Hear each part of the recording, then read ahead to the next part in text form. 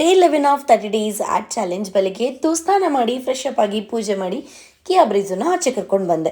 ಬರಬೇಕಾದ್ರೆ ಈ ಒಂದು ವಿಡಿಯೋನ ಮಾಡಿಕೊಂಡೆ. ಬ್ರೇಕ್ಫಾಸ್ಟ್ ಎಲ್ಲ ತಿಂದು ಶೂ ರ್ಯಾಕ್ ನೋಡಿದೆ, ಫುಲ್ ಮೆಸ್ಸಿ ಆಗಿತ್ತು. ಅದಕ್ಕೆ ಶೂ ಎಲ್ಲ ನೀಟಾಗಿ ಜೋಡಿಸಿಟ್ಟೆ.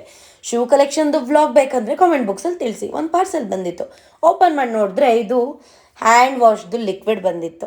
ಮಧ್ಯಾಹ್ನ ಊಟ ಈ ಥರ ಇತ್ತು. ಅದಾದ ನಂತರ ನಾನು ಇಷ್ಟು ಚಿಕ್ಕ ಸೋಪ್ನ ಯಾಕೆ ಯೂಸ್ ಮಾಡ್ತಾ ಇದ್ದೀನಿ ಅಂತ ನೋಡ್ತಾ ಇದ್ದೀರಾ. ನಾನು ಯೂಸ್ ಮಾಡೋದು ಸೆಟಫಿಲ್ ಸೋಪ್, ಒಂದು 500 ರೂಪಾಯಿ.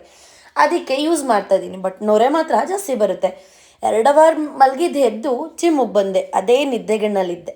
ವೆಯ್ಟ್ ಚೆಕ್ ಮಾಡಿ ವರ್ಕೌಟ್ನ ಸ್ಟಾರ್ಟ್ ಮಾಡಿಕೊಂಡೆ. ಇವತ್ತು ನನ್ನ ವರ್ಕೌಟ್ ಇದ್ದಿದ್ದು ಶೋಲ್ಡರ್ ವರ್ಕೌಟ್. ಯಾಕೋ ವರ್ಕೌಟ್ ಮಾಡೋಕ್ಕೆ ಫುಲ್ಲು ಲೇಸಿ ಅನಿಸ್ತಾ ಇತ್ತು ನನಗೆ ಇವತ್ತು. ಪರವಾಗಿಲ್ಲ ಅಂತ ಆದ್ರೂ ವರ್ಕೌಟ್ ಎಲ್ಲ ಮಾಡಿ ನನಗೆ ನಾನೇ ಮೋಟಿವೇಶನ್ ತಗೊಂಡೆ. ಲಾಸ್ಟಲ್ಲಿ ಬಾಡಿ ಬಿಲ್ಡರ್ ಥರ ಒಂದು ಪೋಸ್ ಕೊಟ್ಟೆ. ಇದೆಲ್ಲ ಇರಲೇಬೇಕಲ್ವ, ಅದಕ್ಕೆ.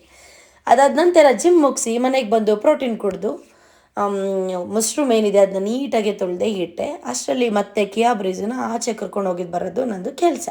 ಅಲ್ಲಿಂದ ಬಂದು ಊಟ ತಿಂದೆ.